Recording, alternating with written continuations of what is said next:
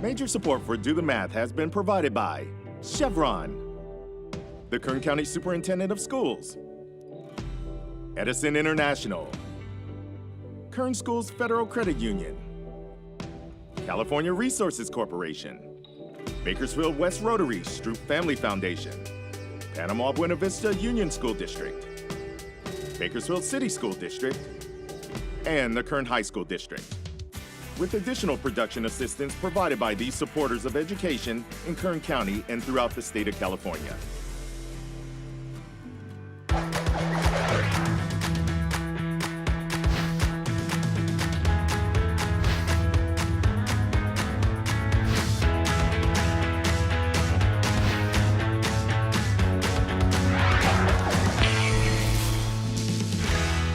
Hey, thanks a lot. We're here live today at the Bakersfield Museum of Art with Do the Math, and we're going to take a look at how math applies to the art world in particular, and some of the jobs that entail applying math to making the experience of coming to a museum more appealing, more informational, and a lot more breathtaking. So I'd like to introduce to you today Rachel Magnus, who's the curator here at the Bakersfield Museum of Art. Rachel, thanks for having us today. Thank you for coming to the museum. So tell us a little bit about the Bakersfield Museum of Art, how long we've been here in this community, and what is the mission of the museum? So the Bakersfield Museum of Art opened in 1956. We've been here for almost 63 years, and we are very proud to have a museum for that long in Bakersfield. It was opened with a very passionate group of people in the late 50s that have been able, some of whom are still involved in the museum. So go ahead. we're in the main exhibit hall of the museum, and there are exhibits that consistently rotate through, refreshed. And tell us a little bit about the exhibit we're in today. Yeah, so this artist is an abstract artist. This is a survey show, so we have 50 years of work on display in this exhibition space. Showing 50 years of work in a small space is quite difficult. So we have to decide what works are really going to tell that story. This artist primarily, like I said, is an abstract artist, but has always explored different types of mediums, meaning the different types of materials that he's using to create the work. Abstraction deals with different geometric forms, it deals with line, shape, form, and then we have color that plays a huge role in this artist's work. The artist's name is Charles Arnoldi, and he lives in Los Angeles, California. Has he been around to check out some of the exhibits? I mean, obviously he's very familiar with the work, but to see the impact that his work has had over the years. He has been to this exhibition. I worked with him directly. That's my role as the curator. I get to work with the artist or whoever is the trustee of the artist's work and put together a show that he and I both think tell the whole story that we are trying to tell.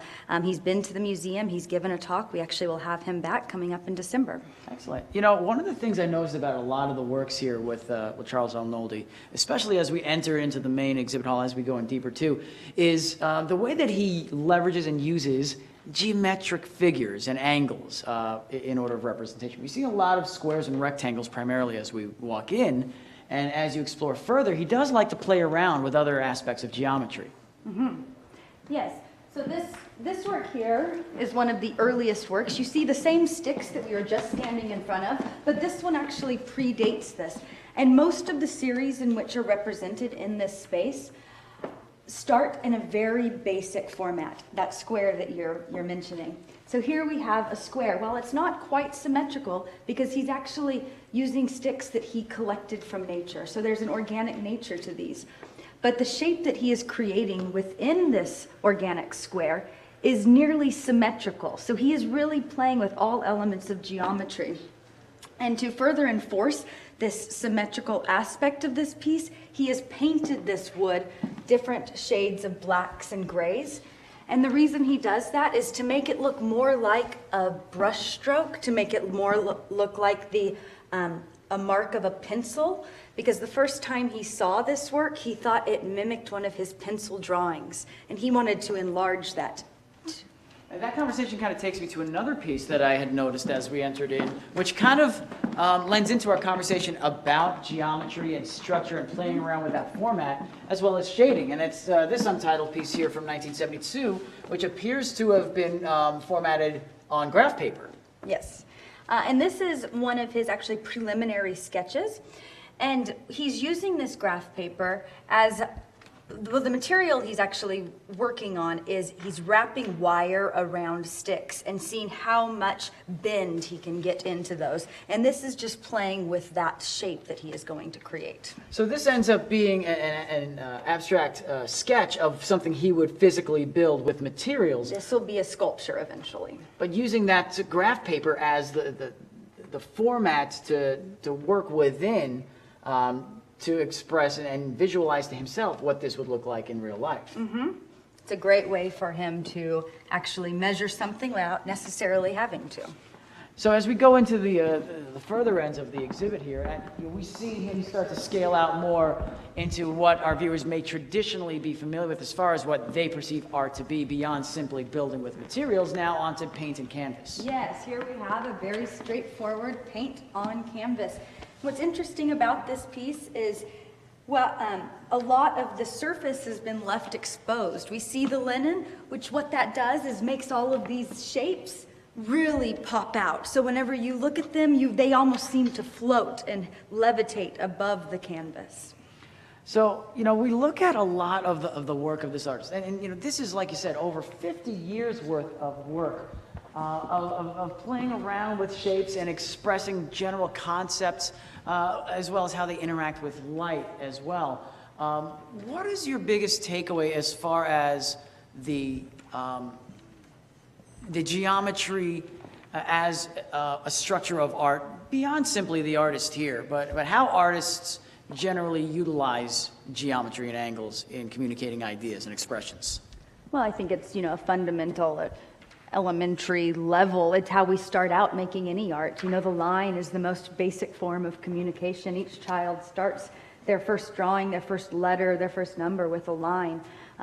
As artists develop and advance, they have to advance those skills, but geometry, lines, shapes play a vital role. And it also plays a vital role in what I do in laying out this exhibition. And that's a big part of the curator's role as well, is not just to collect the art, but make it accessible for viewers and to build this experience as you walk through the exhibit hall, to really tell the story and allow as many people as possible to interact with the story being told. So when we come back, we're going to talk to Rachel a little bit more about how she utilizes math in her role as a curator here at the Bakersfield Museum of Art. Back here at the Bakersfield Museum of Art, taking a look around, and now we're going to talk to Rachel Magnus, our curator here at BMOA, about how math applies to her role as curator. Because it's not just about finding the right works of art, it's about framing them to allow viewers to really appreciate them more. So, what kind of role does math play in that? So much of what I do, I do have to learn about the artist. I have to figure out what is going to be the most interesting to the viewer. But a lot of it is deciding how the viewer is going to experience the room. So before the work even gets into the museum, I take a Illustrator file of the space and start playing with the pieces and thinking about what pieces are going to really work well next to each other, what pieces will amplify the piece next to them, which pieces cannot be next to each other because the colors don't work next to each other or there's shapes that might be competing. And then I think about how to evenly space a room, how to create kind of pathways that will lead a viewer through the space. So you build the workspace before you actually build the workspace. You have a virtual setup, and then you're able to lay everything out based on the vision you've constructed, using some of the measurements you anticipate based on the information you've already received. So, what are some of the key things to look out for that maybe if you've been to a museum you hadn't noticed the first time? I think you can learn a lot when you actually start thinking about why a curator would have put one painting next to the other. There's always going to be a lesson there. Sometimes a curator might put two paintings next to each other because they really want you to notice a certain color. And when they're next to each other, that really comes forward. Another thing that might be just a subliminal thing, but you realize a space is very calm. And it's because paintings are evenly spaced in the room. There's a same line going through. While the top of the paintings might not all be at the same level, the center of those paintings takes our eye and it guides us through the space. And that follows through with the captions as well, the little bits of information that patrons of the museums may need to help them appreciate and understand the work more. And in addition to having the caption cards next to the paintings, there will be larger prints generally placed on the wall or such that you have to sort of plan for, install, and design. And you've got tools that you use to make sure that that is aligned appropriately as well. So we pull out, well, each painting will have a little didactic information is what we call it, that which has name, date, the artist's name, and maybe some important information. We pull out very important information to put directly on the wall. This here is an example of that. And this is called vinyl text. And we have a vinyl printing machine here. What we do is after I have written this text, I work with our graphic design department and we bring it into an Illustrator file, size it to this specific space, and then we put it through MaxSign, which is a program that we use, and print it out.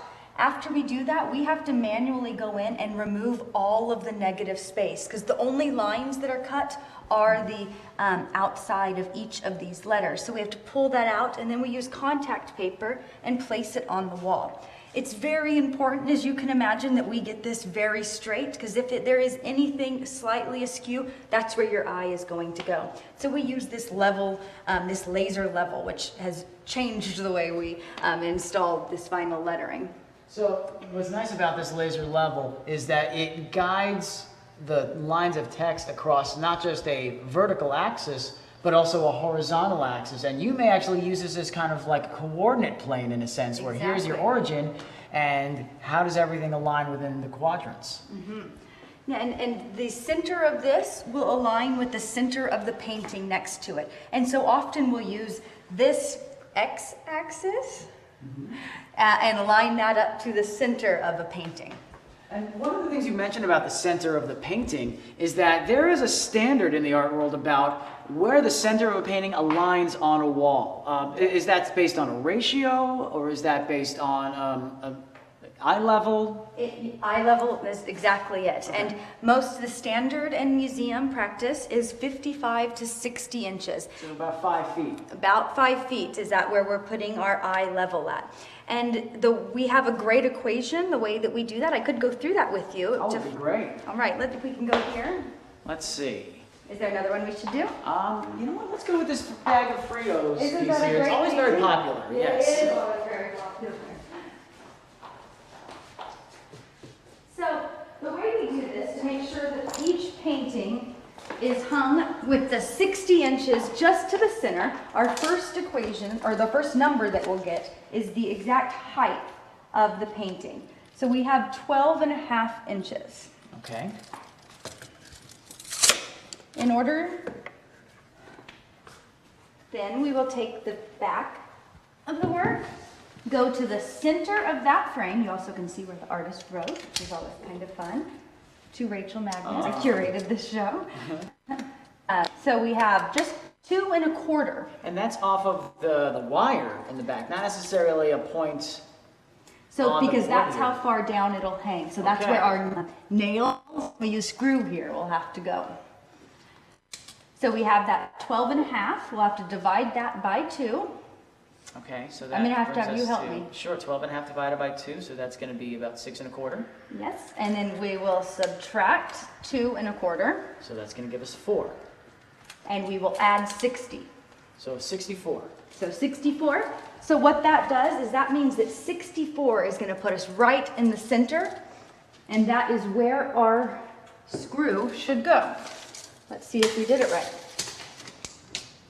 See Just that? out there, right on the money. Right on the money, 64. So by putting it 64 inches from the floor, you're going to guarantee that this piece is at eye level at about 60 inches. And not just eye level, but the same level as every other work in this space. That's phenomenal. That was a wonderful exploration there. So when we come back, we're going to talk to Rachel about how you can become a curator, how you get into this line of work. Back here at the Bakersfield Museum, this might be the loudest I've ever spoken in this space, and I feel like I can get away with it today. Back here with Rachel Magnus, the curator here at the Bakersfield Museum of Art. And we were talking a little bit about this piece. Could you describe to us the purpose and the process of the work here? So this is another artist exhibition. This is actually a local artist who teaches at Bakersfield High School. Her name is Yvonne Kavanaugh. She is primarily a ceramicist. And this body of work was a result of an accident. She was trying to learn or find a way to deal with life and reinterpret it in her making of art. And in order to let go on the wheel, she would let a ceramic piece go around one extra time, which would allow gravity to take hold and they begin to collapse. So each one of these represents a unique and distinct failure in the creation of a vase. And we had discussed during the break how every single one is very unique and creates very unique shadows. And sometimes, some of these failures end up in something really, beautiful and symmetrical and structurally sound that maybe we don't anticipate, but we end up with through the process of trying new things out and playing around with failure. And that ties in so beautifully with math, I think, in the sense that we don't just, do something once and are okay with it. We explore more by trying things that don't work. Yeah, and that's a lesson we have to keep learning throughout our lives in all different areas. Rachel, there's always a lot happening here at the Bakersfield Museum of Art. Let our viewers know a little bit about some of the events coming up here. Yeah, the Museum of Art, we are open every day, Tuesday through Saturday, and we're here from 10 to 4. There are some really great opportunities for you to come. If you want to bring your family, we do have free days. Every first Friday is free and every second Saturday is free. What's great about second Saturdays is we always have a project, an art project that you can do in one of the spaces that relates to one of the exhibitions on display. Additionally, we have some great art classes. We have art camps during summer break, during winter break, and then every other Saturday we have what we call Saturday Studio, and where we focus on a different medium. It's for students ages 6 to 16, and they get to come learn about a medium a bit. Because it is a studio setup, you really get to do things on your own time. You get to play with the medium, you get to create what you want to create, but it's all within the realm of the medium. So there's a different medium that's focused on each of these Saturday studios. I understand that watercolor is coming up this Saturday. Watercolor's coming up. A couple of Saturdays from now it'll be sculpture art, so you'll get a chance to play around. Here we are. And then there's a big event coming up this weekend, I understand. Tomorrow night, we've got people working in our garden because we're in the midst of transforming our garden into a surrealist circus. It's our last Art After Dark of the year, and every year we do a surrealist masquerade, so we're getting ready for that, which is tomorrow night from 8 to 10. If people want to get involved more with the community behind the Bakersfield Museum of Art, what would you recommend? The best way to know what we're doing, we always have something going on for everybody, is to get on our mailing list. We have a newsletter that goes every month, and if you really like the things you're seeing, become a member. Every time you come to the museum, you get in free. You get at discounted prices to our classes, to all of our events, but it's a great way to stay in touch and allows us to keep doing what we do here at the museum. So let's say we have a viewer at home today who is excited about math, loves art, would love to get into your line of work, would love to explore the pathway to become a curator. What was your path, and what would you recommend as far as a pathway for those? Curating is a really interesting world. Most curators have some sort of higher education degree in art history, which that is what I have. But there are also other avenues to get there. There are programs like Museum Studies program, because as you've heard today, there's a lot more than just the knowledge and history of art that it takes to curate a space. There's a lot of design, there's a lot of math that goes into this. So a Museum Studies program allows you to dive into all of those aspects of what it takes to be a curator. I am very passionate about history in general and really a creative person, so studying art history was an incredible combination of those things for me. And then being in this position, I've learned how much I love designing the spaces, and that is the favorite part of my job. And I think you can tell I get really excited about creating these spaces. So somebody that really likes math and art, it's a great opportunity for you. Well, it's a wonderful space to be able to play around with, and we're thrilled that you have the opportunity to do so, Rachel. And to thank you for inviting us into our space and sharing an hour with us and our viewers. As we do with so many of our community members, we wanted to thank you and present you with our traditional and honorary Do the Math tile plaque. So thank My you so parents much. will be so proud. But you can tell them where to put that. Because anytime we do our programs, we are so grateful and thankful for organizations such as the Bakersfield Museum of Art for the opportunity to come and explore the space in a way that a lot of other people don't really get to. So again, thank you so much, Rachel Magnus, curator for the Bakersfield Museum of Art. Thank you for coming. Always.